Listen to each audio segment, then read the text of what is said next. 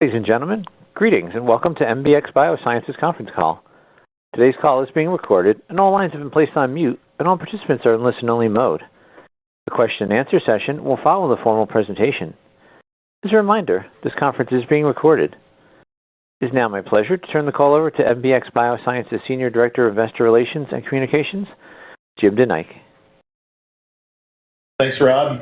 Good morning, and thank you for joining us this morning to review the exciting top-line results from our AVAIL Phase 2 clinical trial.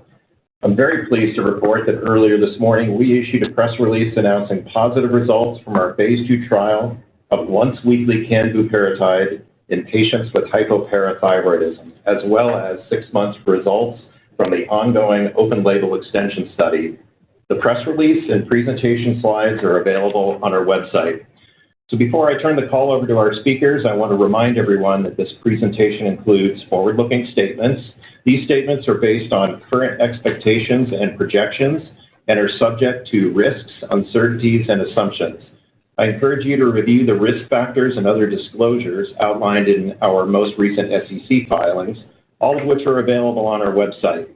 Joining me on the call today from MBX are Kent Hawryluk, CEO and co-founder, Dr. Sam Azoulay, CMO, and Rick Bartram, CFO, who will be joining for Q&A. I'll now turn the call over to Kent. Thank you, Jim. Good morning and welcome. Today we are thrilled to share positive top-line results from our AVAIL Phase 2 trial. The results exceeded our expectations and reinforced the potential of once-weekly Canvuparatide as a best-in-class treatment for hypoparathyroidism. We took a peptide, PTH, with a natural half-life of an hour and engineered it into a therapy that can be given once weekly. This is a powerful demonstration of our precision endocrine peptide, or PEP, platform technology. Today marks a seminal moment for the company and the patients we serve. We committed to provide 12-week results this quarter. Due to the rapid enrollment of the trial and the high rate of patients choosing to continue into the extension study, in today's update we are able to include 6-month results alongside the 12-week double-blind portion. These data offer a comprehensive picture of once-weekly Canvuparatide's clinical profile and provide a strong foundation as we plan for Phase 3 and ultimately registration. I know you're eager for the data, so let's begin with the top-line results shown on slide 4. These results are exceptional, and they redefine what's possible for patients in our PEP platform. At week 12, 63% of patients receiving once-weekly Canvuparatide achieved the primary composite endpoint, compared with 31% who responded on placebo, representing a statistically significant difference. Importantly, every patient completed the 12-week study, and 94% chose to continue into the open-label extension.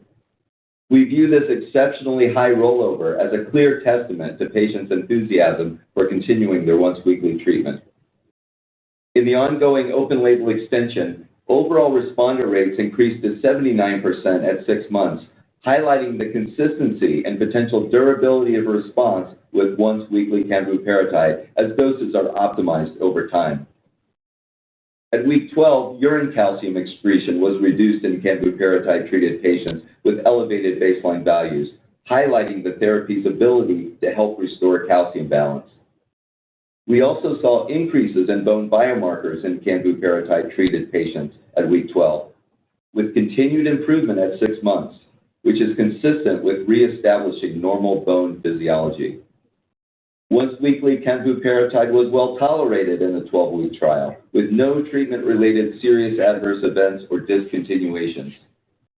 Together, we believe these results underscore the potential of once-weekly Canvuparatide to establish a new standard of care for adults with hypoparathyroidism and strongly support advancement into Phase 3 development. Before diving deeper into the results, let's review the disease background. As shown on slide 5, HP is a chronic condition with significant unmet need that affects over 250,000 people in the U.S. and Europe combined. The disease is caused by a deficiency of parathyroid hormone, or PTH, most often due to inadvertent removal of the parathyroid glands during neck surgery. Because PTH is responsible for maintaining calcium homeostasis in the blood and in tissues such as nerves and muscle, its absence disrupts multiple systems. It is important to note that acute symptoms and long-term complications, which include kidney stones and chronic kidney disease, arise both from PTH deficiency itself and from the standard of care. Turning to slide 6, due to the limitations of existing treatment options, patients on standard of care do not have restoration of the body's natural physiology and may experience large swings in serum calcium. Conventional therapy is burdensome, requiring patients to take pill supplements frequently throughout the day and night. A PTH replacement therapy was approved in 2024, but requires an injection every day. In contrast, Canvuparatide is designed as a potential once-weekly, best-in-class, long-acting PTH replacement therapy with continuous infusion-like PTH exposure. Increasingly, we're seeing in multiple therapeutic areas, such as type 2 diabetes and obesity, that patients and prescribers rapidly adopt the weekly treatment option for both its convenience and its improved real-world outcomes. We believe once-weekly Canvuparatide can offer these same advantages. I will now turn it over to Sam to go over the results from our Phase 2 AVAIL trial and ongoing open-label extension study. Thank you, Kent. But let me start first by telling you how excited I am to share these results with you. I will begin with an overview of the AVAIL Phase 2 trial design and open-label extension study. The AVAIL trial was a randomized 12-week double-blind placebo-controlled Phase 2 study designed to establish the optimal dosing range and titration strategy for Phase 3, while also assessing the efficacy and safety of once-weekly Canvuparatide. Eligible patients were adults with a confirmed diagnosis of HP for at least 6 months who required conventional therapy consisting of active vitamin D plus calcium above pre-specified minimum threshold levels. After an optimization period, a total of 64 patients were randomized and equally distributed into 1 or 4 treatment arms. Once-weekly Canvuparatide starting at 400, 600, or 800 micrograms, or placebo. The 12-week blinded treatment period consisted of a 4-week fixed-dose period, followed by an 8-week dose adjustment period, where patients could adjust their dose every 2 weeks in a 200 microgram increment up to a maximum of 1,600 micrograms, depending on their starting dose. Throughout the 12 weeks, patients could also receive conventional therapy as needed to maintain normal serum calcium by following a pre-specified titration algorithm. The primary composite endpoint was the proportion of responder at week 12, which is defined on the slide. Select secondary and exploratory endpoints are also listed and will be discussed in more detail today. All 64 patients completed week 12, and 60 elected to continue into a 2-year open-label extension study. We view this as a strong indication of both patient interest in remaining on the once-weekly Canvuparatide and the favorable profile observed in the study. The objective of the open-label extension is to evaluate the long-term safety, potential durability of effect, and optimized dosing of once-weekly Canvuparatide as patients continue treatment beyond the initial 12-week study. Turning now to slide 9, we will review the patient demographics and baseline characteristics. Overall, the group were well balanced across the 4 treatment arms. The median age was 49 years, and female made up 80% of the study population, which is typical for this indication. Race and ethnicity were well balanced across groups. Similarly, on slide 10, we have the baseline disease characteristics. The mean duration of HP for the total patient population was approximately 10 years. About 90% of patients had chronic HP in the post-surgical setting, which was one of the 2 stratification factors, while the remainder had HP from other causes, including idiopathic, genetic, or autoimmune. At study entry, the median daily calcium dose was 2,000 milligrams, with a wide range from 800 to 13,500 milligrams per day, while the median active vitamin dose was 0.75 microgram per day, ranging from 0.5 to 2.5 micrograms. These numbers illustrate the high treatment burden patients were carrying at baseline. The mean baseline serum albumin-adjusted calcium was 9.2 milligrams per deciliter in all patients, and mean serum PTH level ranged from 9.2 to 12.1 nanograms per liter across treatment arms, with slightly higher level noted in the placebo group. These low PTH levels were consistent with the disease.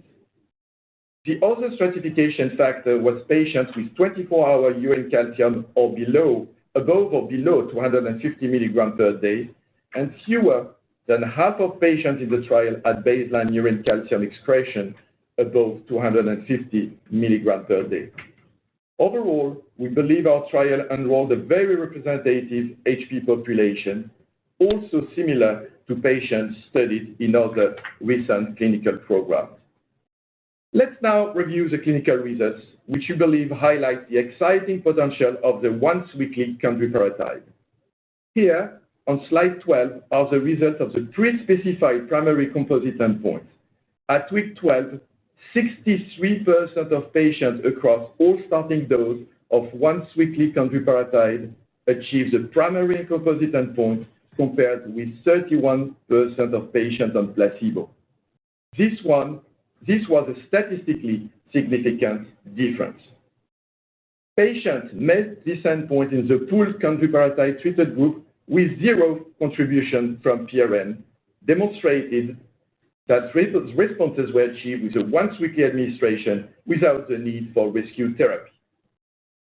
When looking at the proportion of patients meeting each individual component of the composite criteria at week 12, all three showed a statistically significant difference between Canvuparatide-treated patients and placebo.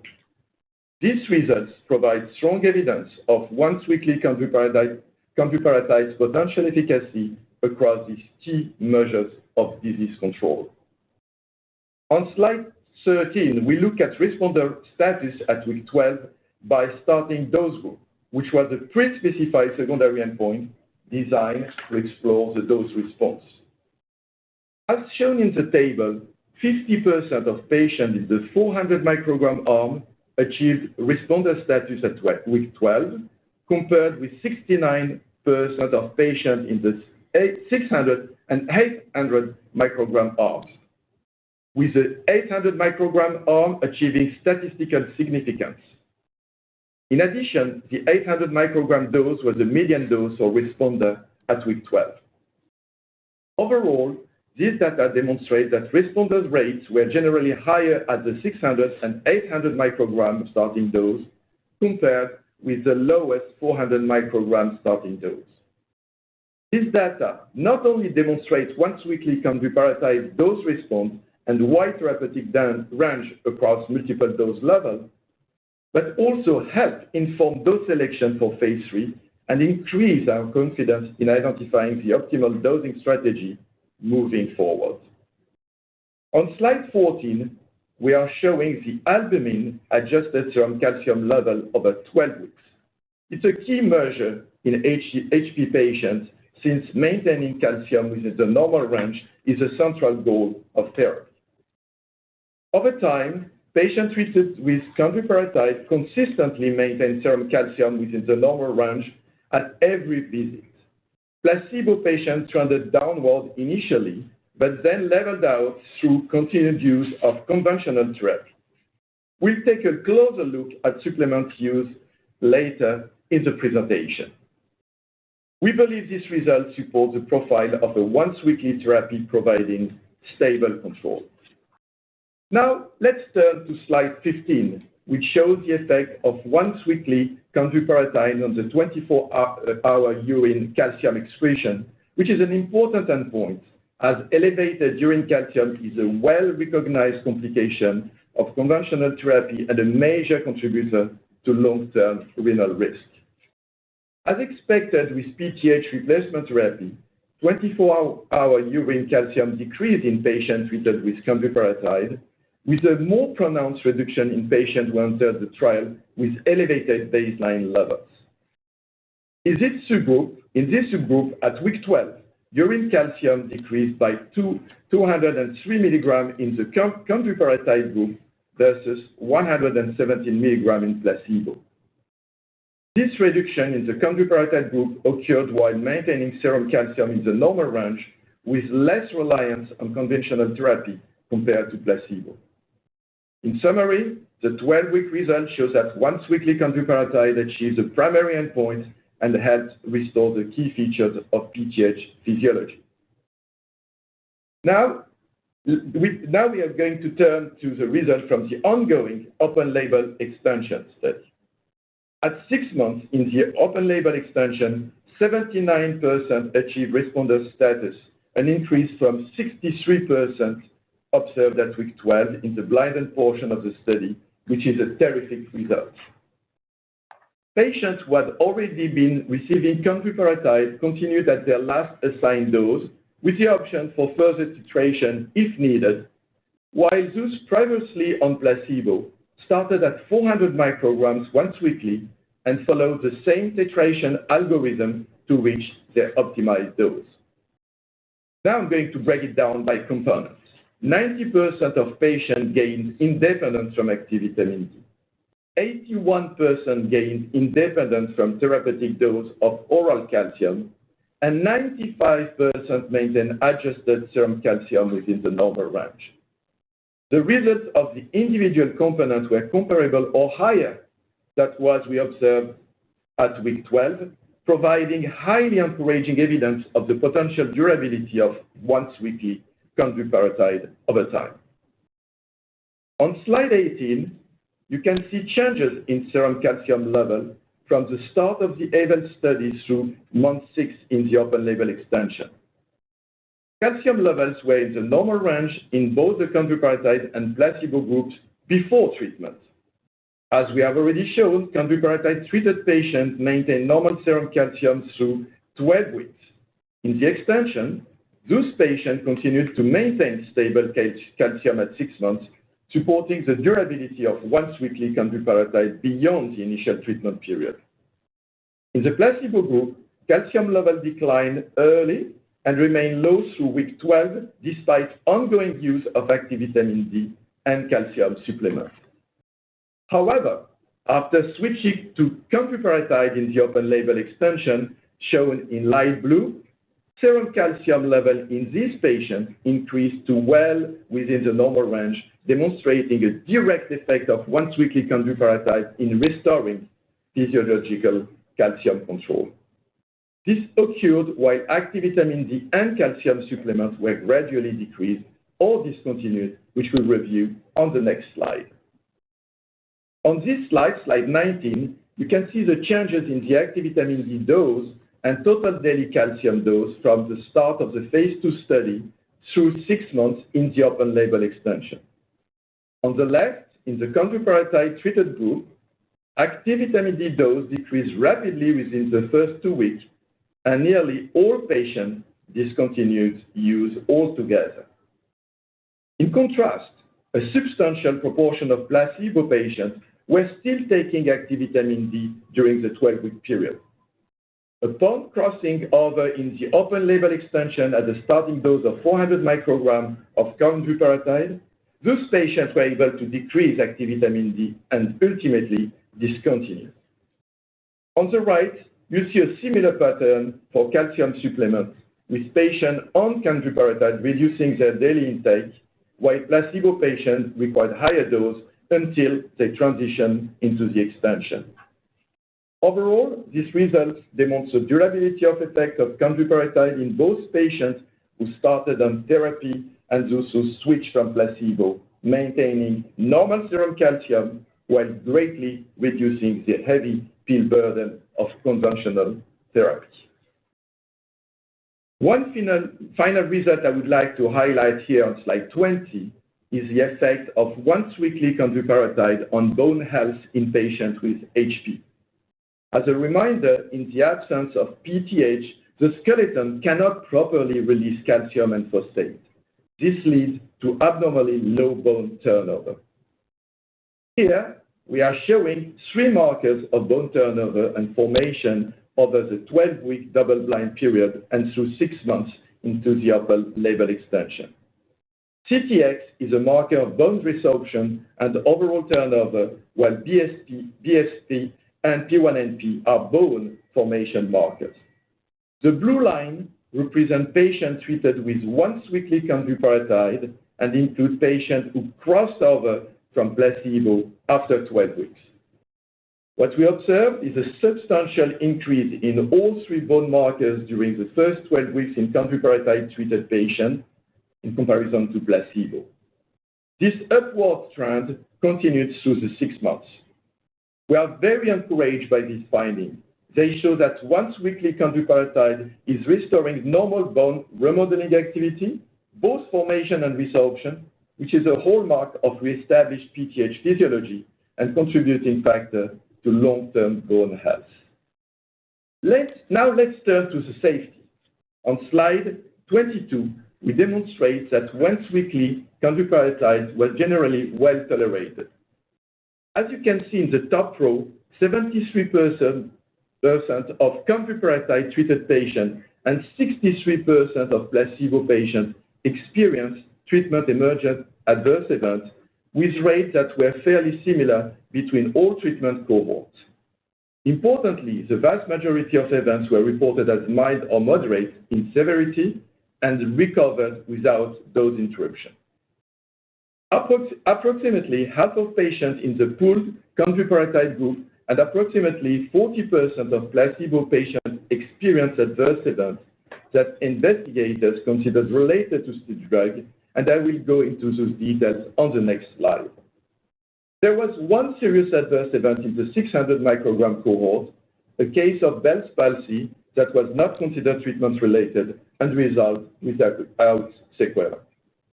Finally, there were no study drug-related discontinuation, and no deaths during the 12-week treatment period. On slide 23, we provide additional detail on the most commonly reported adverse events.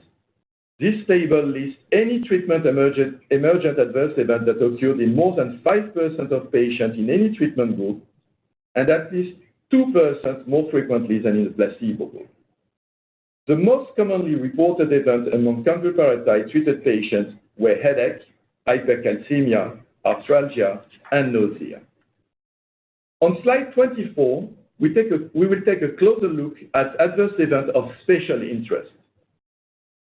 Starting with hypercalcemia, this was reported in approximately 13% of patients in the 400 and 600 microgram group and 31% of patients in the 800 microgram group, compared with 6% or 1 patient in the placebo arm.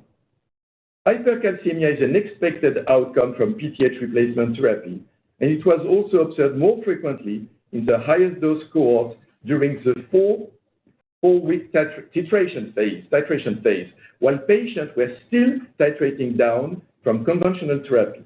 Importantly, none of the cases required hospitalization. Hypocalcemia was reported in 4 treated patients, 1 patient in each of the 400 and 600 microgram group, and 2 patients in the 800 microgram group, compared with 3 patients on placebo.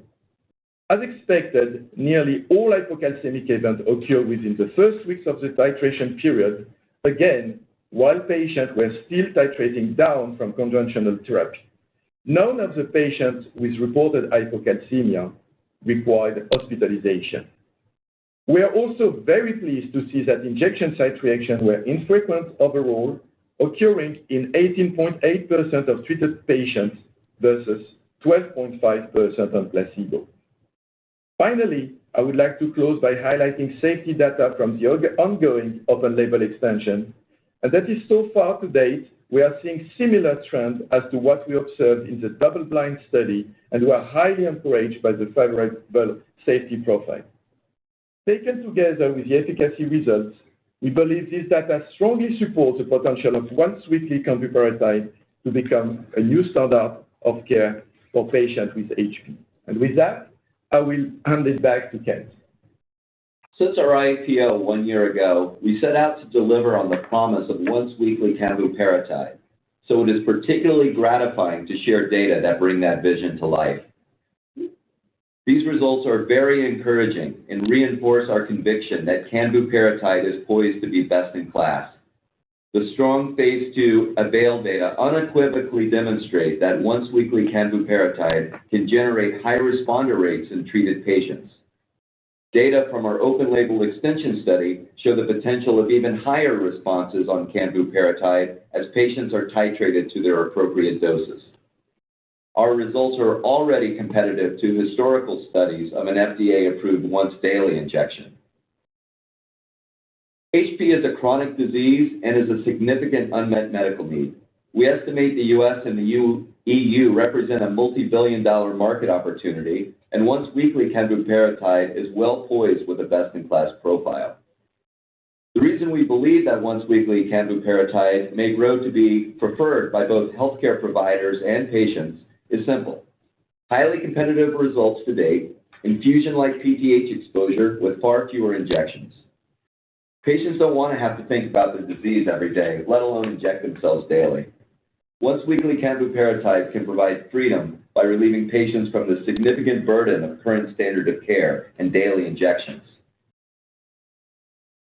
Going all in on this program and wanted to share some of the upcoming milestones.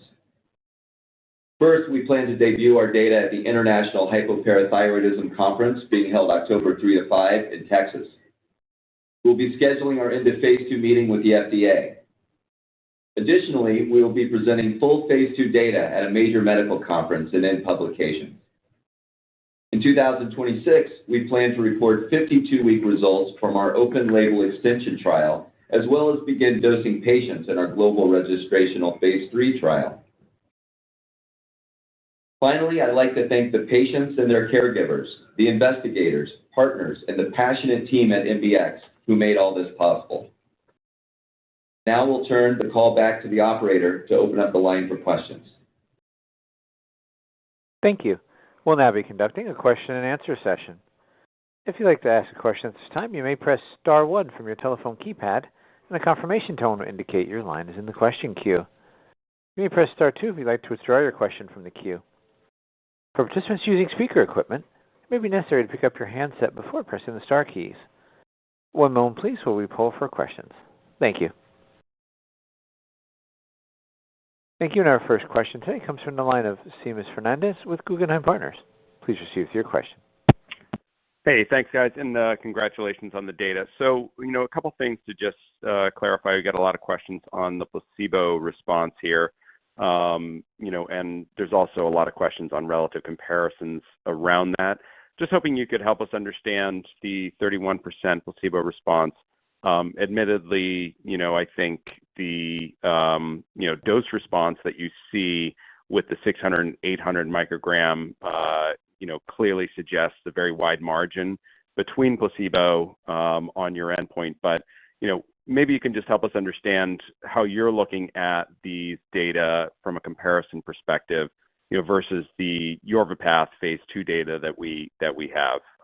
Really appreciate those data. And again, congratulations. Appreciate the OLE data as well. I think it's important to look at the, characterization of the response, when you kind of convert from the OLE. But last question is just, what other opportunities might you have to improve upon the response rate in the phase 3? I think 79% in the OLE would suggest that that's going to be a little bit challenging to improve upon. But how do you think about, phase 3 design? Is it identical to this phase 2, or are there other nuances that you could bring to the table to perhaps improve the response or even improve upon what's already a great safety profile? Thanks. Thank you, Seamus. We are very happy with our statistically significant results at week 12, despite the placebo response. And as you point out, the fact that the response rate in the treatment group increased further at 6 months, we believe confirms the potency of Canvu in this patient population. And the placebo group was higher than originally planned, but it's not unusual, noting the small sample size. And also there's a precedent in HP. The daily injectable showed a placebo response of 27% in phase 2, which reduced to 5% in phase 3, and we would expect that trend in our phase 3 study. That said, it's an important question, and our team has looked very closely into it, so I'll ask Sam to provide some more color. Yeah, thank you, Kent. We also checked our results with 4 experts and author of the Hypoparathyroidism guidelines. After looking at the baseline characteristic and the responder rate across the different arms, we decided to perform a sensitivity analysis, including patients with PTH less than 20 picograms per ml before treatment. Patients with low PTH are usually considered as more severe than patients with inappropriately normal PTH. A PTH above 20 picograms per ml indicates some residual PTH secretion, also not sufficient to maintain serum calcium level in the normal range for a long time. So when you apply this criterion, we identified a total of 8 patients, 3 in the placebo group, 5 in the treatment group, that were excluded from this sensitivity analysis.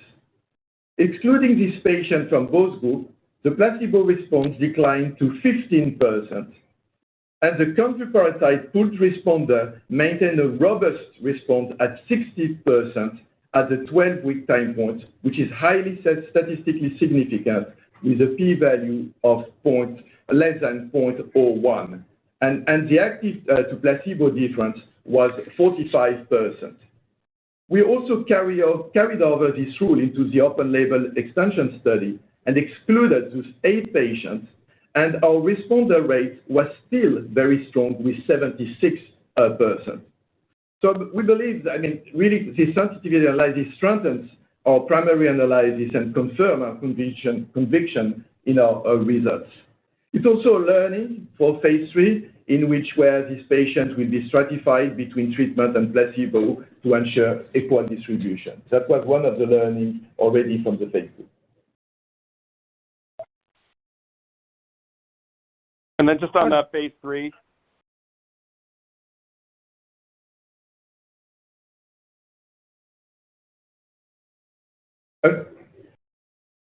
Sorry, the phase 3, the possibilities, is it do you see any changes in phase 3 that would be necessary other than just sort of the stratification you talked about? Is there a possibility of perhaps even titrating weekly, or does that put too much of a burden on the clinical trial or the population? Certainly, I could see a faster response rate being achieved if you were to titrate or allow for a titration after 4 weeks that was a little bit faster. We really don't see the need to change to a more rapid titration at this time. We're evaluating the data, and we'll be finalizing our phase 3 study design following the anticipated end of phase 2 meeting with the agency. I'd also like to point out the very high responder rate we got from the placebos after they, if you will, crossed over following the 12-week AVAIL study, with 14 and 15 becoming responders by the end of by the analysis we did at 6 months. So we, again, are really encouraged by these results. Seamus, it's a dose-finding study. Seamus, it's a dose-finding study, this phase 2. So we'll be looking at every detail and apply the learning to the phase 3 program, just to make sure that here we are delivering the top-line result, but we'll be looking at all in order to optimize the phase 3 program. Great. Thanks so much, and congratulations. The sensitivity on the placebo was also super helpful. Appreciate that. Great. The next question comes from the line of Jessica Fye with J.P. Morgan. Please proceed with your question. Hey, guys. Good morning. Thanks for taking our questions. I had a few here. First, can you please clarify the definition of PRN calcium used in the trial? I guess my specific question is, if a patient had reached a daily calcium dose of 0 and then they took 300 milligrams of calcium, would that be a PRN event even though the daily dose was still under 600? And does the same definition apply to the 6-month open-label extension data? And what, if any, was the contribution of oral calcium to the 6-month open-label responder rate? And I have a follow-up. Thanks. So the PRN was initially defined as that more than 1 day of use of any vitamin D or calcium supplement for a total dose of more than 600 milligrams a day. However, we went one step further and we looked at any use of anything during the week of the evaluation, and patients didn't take any additional calcium, any vitamin D during that period. So we went, it's really being very, very conservative and going very strict in terms of use. So we are very pleased to report that none of the patients took any PRN or any calcium supplement or vitamin D during the last week. And then is it the same definition for the 6-month data? And was it also zero contribution to the 6-month responder rate? So it's a similar thing in the open label extension, and we are looking in more detail in the results. So the patients are seen a little bit less frequently, right? But we can guarantee that what we observed in the phase 2, 12-week, will be reproducible and reproduced into the open label extension. Right. PRN is not driving our response in this trial. That's the key message. Thank you. Okay. And then just a couple follow-ups were, what does the PD data look like over the dosing interval? I think you took measurements at Cmax as well as trough. And then how does the hypercalcemia rate look over the 6-month OLE? Are you seeing less of that as the trial goes on, so sort of like less in the second 3 months than in the first 3 months? Well, it's an ongoing trial, Jess, and as Sam said, we're seeing similar safety in the OLE, and as you would expect, as more patients are normalized, and we provided, the calcium, the serum calcium measures in the slides, and Sam, you're welcome to add it. Yeah, no, and the retention rate is pretty good. So also something to confirm that the patient feel good about the Canvuparatide. So that's a good sign. Great, and then just the PD, at max and trough? So we didn't see anything that will be a concern. In fact, we saw that serum calcium stayed within the normal fluctuation and didn't create any episode of hypercalcemia, etc. When we looked at hypercalcemia, there is no pattern in terms of when the hypercalcemia happened during the week. And so it was not particularly a certain day during the week. It was at any point could happen. And overall, I had a low occurrence of hypercalcemia in the trial. Great, thank you. The next question is from the line of Roger Song with Jefferies. Please proceed with your question. Great. Congrats for the impressive data. Thank you for taking the question. Maybe my question relates to the dose response. I think you showed us the 12-week period. So just curious about the open label OLE portion, how the dose response look like. And then another question leading to that is what's your current thinking about the dose selection for the phase 3, considering this, seems higher efficacy at the 800, but also a little bit higher hypercalcemia. Thank you. I'm going to start with the dose selection for the phase 3. We are analyzing the results, and it's a dose finding study. So the main objective is to find the right dose to start this patient into the phase 3 program. We'll be looking not only at efficacy, but also the best tolerability profile, and especially when we are decreasing the vitamin D and the calcium supplement. So that's more to come in terms of dose selection and finalizing the dose for phase 3.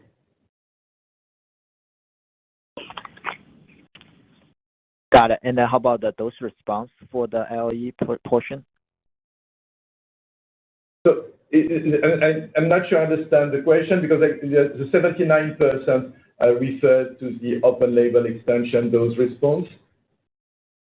Yeah, that's the pooled patients. So how about each individual different doses? Starting dose. So the patient dose in the open label, it's a wide range of response. I mean, confirming one thing that it's some sort of personalized medicine, and every patient will need a different dose level to satisfy their needs. And that's what we will be releasing the data later when we will have the full set of information. That's for now, it's top-line results. Got it. Thank you.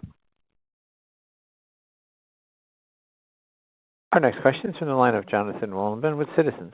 Please proceed with your question. Hey, congrats on the data, and thanks for taking the questions. Just another one on the phase 3 trial design and dose optimization. Wondering if you expect to see kind of an improvement in the hypercalcemia as you perhaps dose slower or start at a lower dose, given the mention that most of these events happen during dose titration, and then have a follow-up as well. Well, I think that fundamentally with our PEP design, we have an excellent PK curve with a peak to trough over a week that's comparable to the competition over a day, and a bit of a self-titration built into our molecule. And I think that's reflected in the stable control we've demonstrated and the really strong safety. Yeah, I think, and the initial PK data that we got from the patient also confirm that the PK we observed in healthy volunteers is similar to the one we observed in patients with, for now, a peak to trough ratio, which is also in the same order. So which is a really good news in terms of comparing healthy volunteers PK and patients. So very happy with that. And then with the 6-month data today that we weren't quite expecting, how do you think about additional disclosures from the open label study? Is it going to be on a set time period of follow-up, or when you think there's a fulsome update or an opportunity to present? How should we think about additional disclosures, and how do you think Canvu's profile to evolve over time? We expect to present 52-week follow-up data on the OLE, and we think that our profile is excellent. Thanks, Ken. Our next question is from the line of Tyler Van Buren with TD Cowen. Please proceed with your question. Hey, guys. Good morning, and congratulations on the tremendous data update. Can you just, the 0 PRN utilization at week 12, that's clearly very impressive. Can you discuss if that was maintained through the end of the 6 months in the OLE? And was the dose for Canvu set in the last 4 weeks of the OLE, or were patients continued to be titrated? And then second question, just on quality of life data, what quality of life data are you collecting in the trial, if any, or maybe any anecdotes you've heard from investigators or patients in the trial following treatment with Canvu? Well, the PRO available data are not available yet. We'll review those when they arrive and plan to present those in an upcoming meeting. In terms of anecdotes, we've heard very strong interest in our once-weekly drug. I think that's a drug candidate that's reflected in the strong 94% entry into the OLE and the retention as well through the OLE. Yeah, can I say, in terms of quality of life, I see a good testimony of patients being confident in the product is a rate, and the percentage of patients moving from the double-blind to the open label. 94% of patients moved from the double-blind to the open label extension. I think it's a good, and the retention rate that we observed so far is pretty good. In terms of, I can tell you that the PRN in the open label extension is not driving the results, just to be clear. I think you had another question about changing the dose when moving to the open label extension. I'm going to get back a little bit to the study design. And the study design, by design, we had 4 different groups, 400, 600, and 800 microgram, and only the 800 microgram could get to the 1600. Just during the 8-week period, you can increase by 200 microgram every other week. So it's 4 times, so 4 opportunities to increase the dose. So when the patients switch to the open label extension, and if by any chance they are not responder at the time of the switch, they can definitely see their dose increased if needed once again. So that's why in the open label extension, we will see patients taking up to 1600 microgram. Does it answer your question? Yep. Thanks so much. Thank you. Thank you. Our next question is from the line of Annabelle Samimy with Stifel. Please proceed with your question. Hi. Excuse me. Thanks for taking my question, and congratulations on the data. Just on the prior question regarding the titration during the OLE, you mentioned that patients who were at the 800 milligram were the only ones to reach the 1600 milligram. To what extent did the other patients have to titrate up? Like, do you have the various percentages of patients who had to continue titrating up? In other words, do you feel that patients had, for the most part, reached a steady state at 12 weeks, and it was just a little bit of tinkering in the doses going forward? And then, I guess, secondly, during the OLE period, the secondary biomarker data were great. I was just wondering if you had any additional biomarker data, the urinary calcium biomarker data and the bone biomarker data all the way through the 6-month period. And if you don't, do you have any sense of whether it remained going in the right direction? Thank you. So just a good, back to the design and the results. Well, in terms of responder, 63% at the end of the double-blind period were responder, right? And this number increased up to 79% at the end of the open label extension. I think it's done also to continuing to titrate up the patients who needed to be titrated up. And I hope that this answers your question. About bone biomarkers, on the slide, in fact, you see the results at 12 weeks, but also at 6 months, including the patients who were initially on placebo and switched to treatment. And you see that still continue to improve in terms of all the bone biomarkers, CTX, PA1NP, and on the very good right direction and maintenance of the positive effect that we saw at 12 weeks. Okay. Did you have the same for urinary calcium as well at 6 months? At this stage, we don't have these results. As I said, we had to make some choices in terms of top-line results. We got them quite a week ago, and we had to really analyze the data as much as possible. Okay, got it. And just one other question.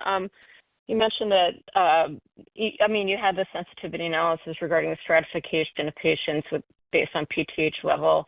And are you planning on doing that stratification in phase 3? And did Yorvipath do that stratification to get the placebo responses lower, I guess? Just trying to understand if it's going to be similar design as to what Yorvipath did in phase 3. So what we are going to do is really to analyze in depth our phase 2 data and look at what could influence furthermore, even from the sensitivity analysis that could influence the placebo response, and adapt it, include this potential modification into the phase 3. As I said, the PTH is a good marker, and it would make sense to stratify, so it's likely that we will be doing it. And in general, we'll be looking to the precedent of phase 3 studies in this disease, not really whole cloth reinventing the wheel. Okay, got it. Great. Thanks a lot.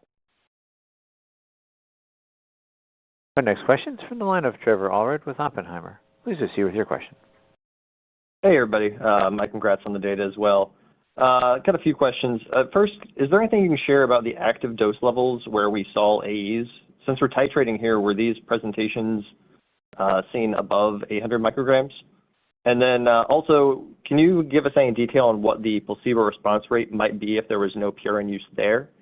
And can you also clarify PRN criteria was only for the last week?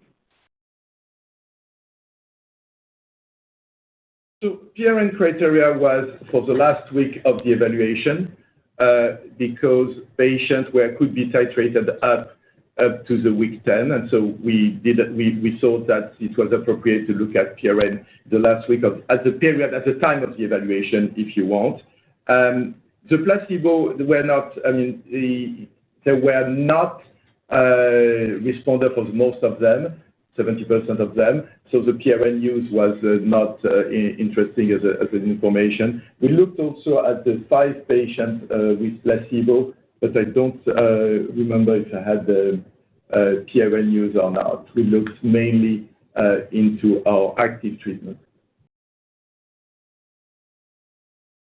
Got it. And can you also, is there anything you can share about the active dose levels where we saw some of those AEs? Were they seen above 800 micrograms? Yeah, so the AEs happen mostly during the titration period, mostly, and that's why you see it at 800 micrograms, because when you start decreasing the supplement, calcium supplement and vitamin D, it may not be fast enough when you start a higher dose. And that's the reason why you observe this hypercalcemia at the time of the titration and with the 800 micrograms. That's the rationale behind. Got it. Okay. Thanks for taking my questions, and congrats again on the data. Thank you. Thanks, Tyler. Our next question is from the line of Uy Ear with Mizuho Securities. Please proceed with your question. Hey, guys. Yeah, thanks. Congrats on the data, and thanks for taking our question. I guess one question that we've gotten is, could you sort of help us clarify the proportions of patients that maybe titrated up and those that titrated down in the study? And the second question that we have is, I guess you expect to meet with the FDA. Maybe just sort of help us understand the timeline to that meeting. Thanks.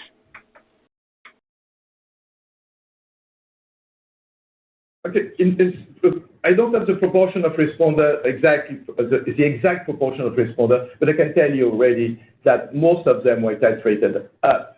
But you can see in the table, you can see that the extent of the dose, some in the 600 and 800 micrograms, if I remember correctly, the dose could go down to 400 micrograms. That's an option the investigator has to not only go one direction, but if needed, go the other direction. But clearly, the goal and what we observed is, in most cases, was titrating up. So we were really thrilled with our positive top-line results and our clear clinical proof of concept supporting best-in-class. So we are eager to request a end-of-phase 2 meeting, and the team is just very energized to go pursue our global phase 3 registration studies with a sense of urgency. All right. Thank you. Thank you. At this time, we've reached the end of our question and answer session. I'll hand the call back to Ken for closing remarks.